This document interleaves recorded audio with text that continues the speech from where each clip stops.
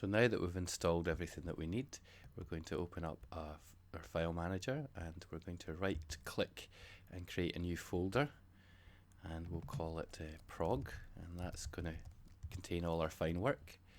And then in prog we want to have another folder for our first project, so you can call it my Qt1.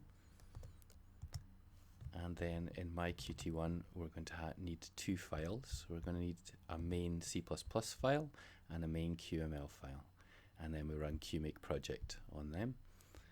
So let's create our two main files. If you open up the text editor, then you get a blank file, and you can just save your blank file in the correct place. And we'll call the first one main.cpp.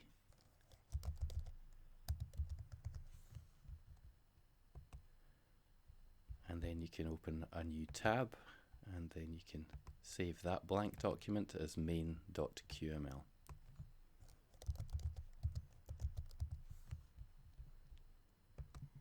And that's our starting off point for all our projects. Now main.cpp, what do we have in there?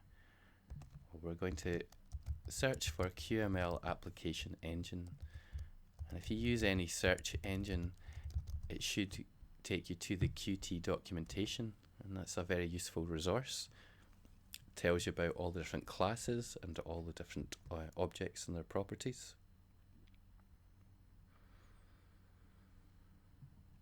So the QML application engine class, and that's what we're going to be using. It's a convenient way to load your QML file, and you need to place your visual items inside of a window. So if we copy the C++ code here, and we'll just use that simple example, and we paste that into main.cpp, and then that's actually all the C++ code that we're going to need. And when you click save, you'll see it gives it a bit of color, and you can see there it's really just going to be running that main QML file. So that's our main CPP out the way, and then we've got our main QML, and we're going to use an application window. So we'll create an application window, and then that's what we'll be displaying initially, just a simple window. So let's have a look at application window in the documentation.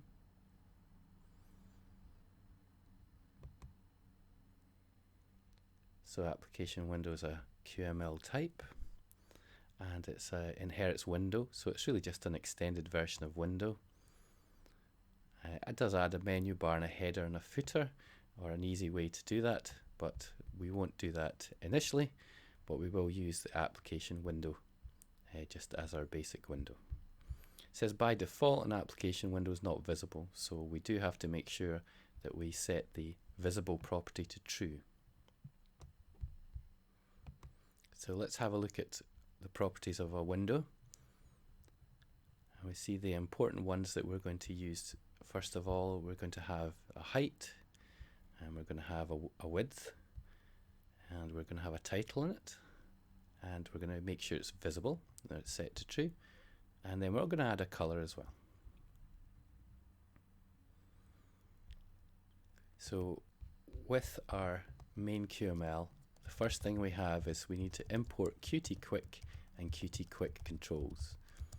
In this case, I'm choosing QtQuick 2.9, and for QtQuick.Controls I'm choosing 2.2, and I've just found these to be the most widely compatible versions to use at the moment.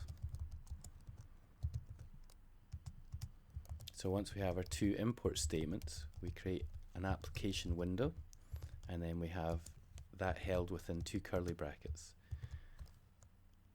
and then we add the properties to our application window within those brackets. We have a title, and we put that in quotation marks,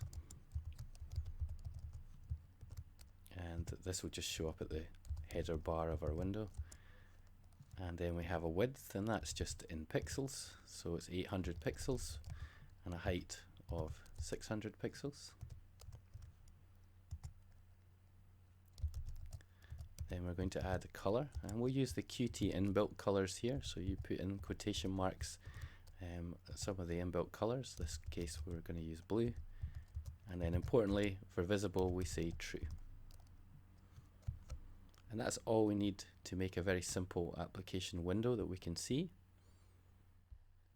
So we have our main C++ file, and that's running the main.qml file.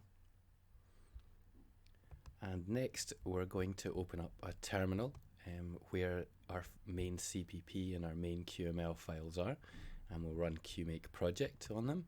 So if you right click on the file manager, you can open a terminal in that location, and then we run QMake-project.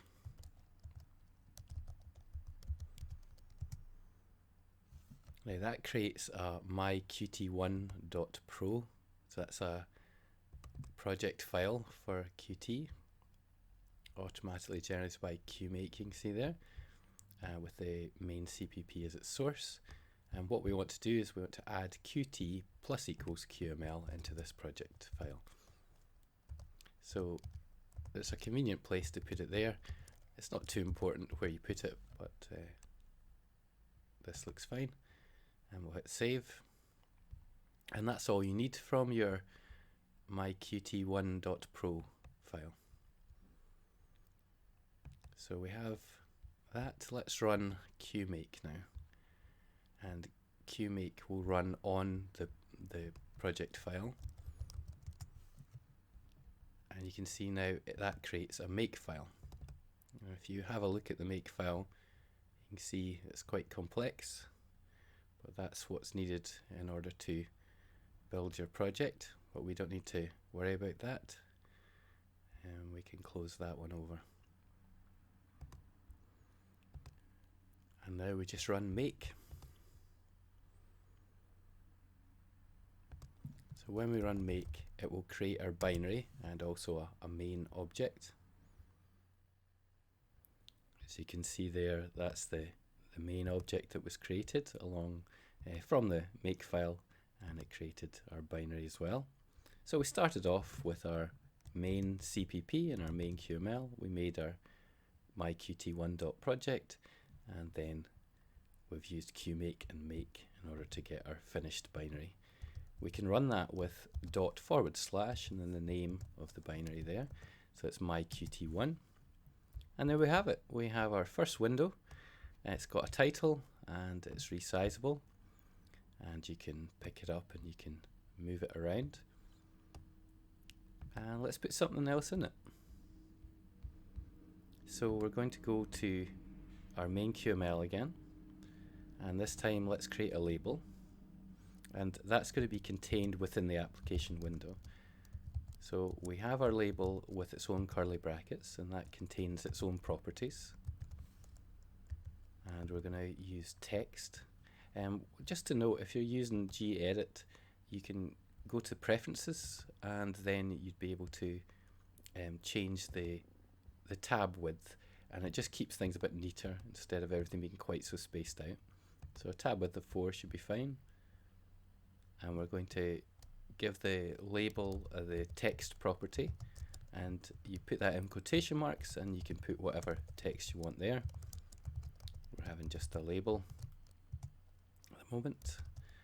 We'll give it a color, and again using the QML inbuilt colors, in quotation marks you can put something like orange, and then we want to center that in the application window. So we use anchors.centerIn, and then we say parent. So the application window is the parent of the label. So you can see the label's contained and the application window is contained. And if we save that, then we just run // myQt1 again. And there we have it. A resizable window where the label will stay centered whatever size it is.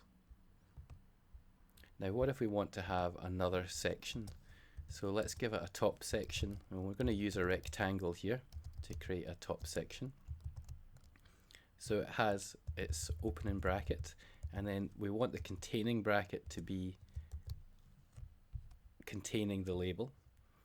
and we can just use the tab in order to keep everything neat. And for rectangle, we want some properties as well. So let's have a width. Let's make it the width of its parent. So in this case, the parent of the rectangle is now the application window. So it'll be the same width as the application window. For the height, we're going to have the parent height, but divided by 2. So it'll only take up half of the application window's height. Now you do want to give it a color. Otherwise it will just turn out as white. So let's give it a purple color, and then we want to anchor it somewhere. So let's anchor the top of this rectangle to the top of the parent, so to the top of the application window. So the rectangle is contained with the label contained within that as well. What you can do is, if you put in a comment there, then you can just see at a glance that you've got the right closing bracket for each one. So I find that useful. It's not necessary, but you may find that useful to be able to keep track of which components are closing at which point. And so we might as well add that for the label as well. But also, if you click on the closing bracket, it will highlight the top bracket. So you can be kept right like that, but I like using the comments to make it easy. So if we run my Qt1 again, you can see we've got our top section, and it's always half the height of the window with the label contained in there. And we can actually copy that again, and we'll have a bottom section as well. So if we make a copy of that, and you'll see again that the application window contains 2 rectangles, and then the rectangles themselves contain their labels. Now for the bottom section, we'll give it the orange color, and we'll make the text purple, just to be suitably garish, and we'll give the label a different text.